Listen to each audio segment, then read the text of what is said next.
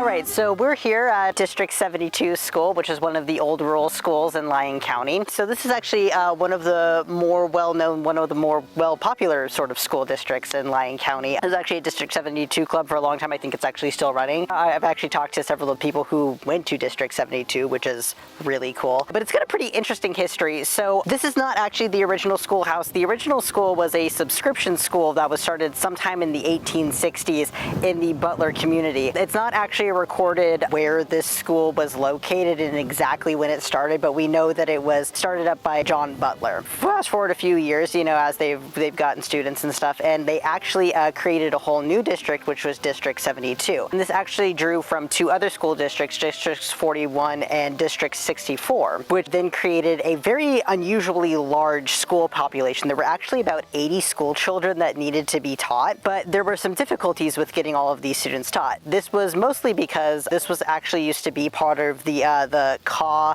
Nation Reservation, which had been sold back to the government. So it was very hard to get funding for it because a lot of the settlers in the area were actually avoiding taxes because they didn't actually have deeds to own the land or anything like that. So because they couldn't tax the settlers who were sending these students to their school, they actually couldn't pay to, you know, like raise a new school building or anything like that. So they had to purchase a farmhouse and use it as a school.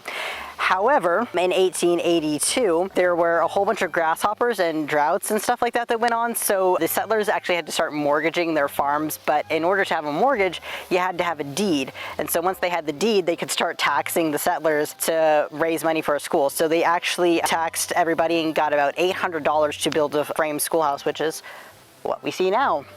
So, but yeah, it's actually still got, you know, several members who went to these schools that are actually like still alive. So one of the really neat things that we have at the History Center is we actually have a lot of memories of District 72. So that's something that I just think is very unique about this particular schoolhouse, is that we actually have such a strong community that was able to donate information about this rural school to the History Center.